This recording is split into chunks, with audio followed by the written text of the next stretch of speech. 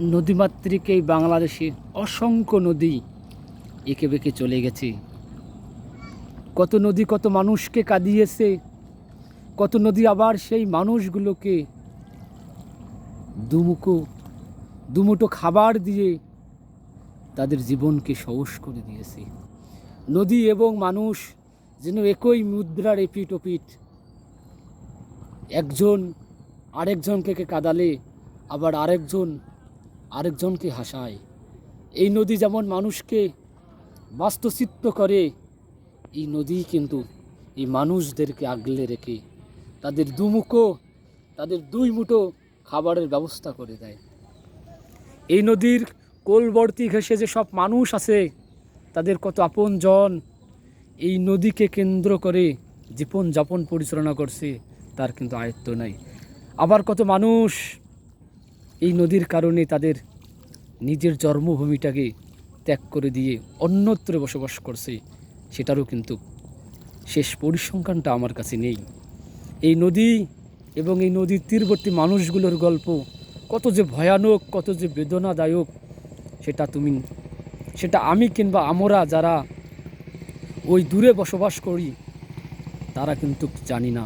তাদের কষ্ট, তাদের দুঃখ, তাদের জ্বালা যন্ত্রণা কতটুকু। এই নদী যেমন তাদেরকে দু হাত উজাড় করে দেয়, তাদের আয়ের উৎস এনে দেয়, তাদের বেঁচে থাকার জীবন জীবিকা চালিয়ে দেয়। এই নদী কিন্তু তাদের প্রতি বছর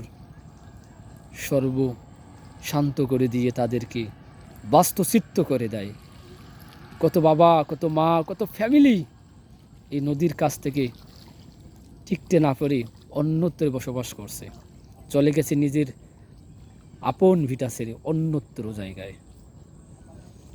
নদীমাতৃক এই বাংলাদেশে অসংখ্য নদী এঁকে বেঁকে ছুটে চলেছে। কত নদী কত মানুষের ভাগ্যর রদ বদল করে দিয়েছে। কত নদী কত মানুষকে বাঁচানোর যে আশ্রয়টা সেটা দিয়েছে। নদী এবং নদীর তীরবর্তী মানুষগুলোর দুঃখ কষ্ট এতটাই যে ভয়ানক, সেটা নিচ্চোখে না দেখলেই বোঝা যাবে না। এই নদীটা হচ্ছে বাগেরহাটের পশুর নদী।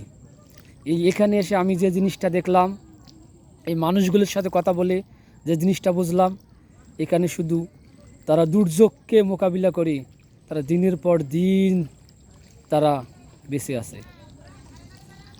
তারা যেমন দুর্যোগের সাথে প্রতিনিয়ত যুদ্ধ করতে হয় তাদের জীবন জীবিকার জন্য, বেঁচে থাকার জন্য লড়াই করতে হয় তাদের আগামী দিনের জন্য, কিভাবে তারা বেঁচে থাকবে এই সংগ্রাম থেকে। এই মানুষগুলোর শুধু নদী ভাঙ্গনই না, এই মানুষগুলোর অনেক দুঃখ, অনেক কষ্ট। এই মানুষগুলোর যে লবণাক্ত আছে এই নদীতে, এই মানুষগুলো এই পানি ভালোভাবে খেতে পারে না। প্রতি বছর সাইক্লোন তাদের ব্যাপকভাবে ক্ষতি করে, তাদের আবাদি জমি ধ্বংস করে দেয়। দিনের পর দিন তাদের কিন্তু আবাদি জমিগুলো নষ্ট হয়ে যাইতেছে। তারা কিন্তু তাদের যে আবাদি জমিগুলো আছে সেগুলো কিন্তু তারা ঠিক মতো আর ব্যবহার করতে পারতেছে না। অনেকেই তো এই নদীর কারণে বাড়ি ঘর পরিবর্তন করতে করতে তাদের অর্থনৈতিকভাবে তারা ভেঙে পড়ে গেছে, জীবন জীবিকার তলানিতে চলে গেছে তারা। এই মানুষগুলো যদি ভালো থাকে, এই মানুষগুলো যদি আমাদের জীবনের জন্য কিছু করতে পারি,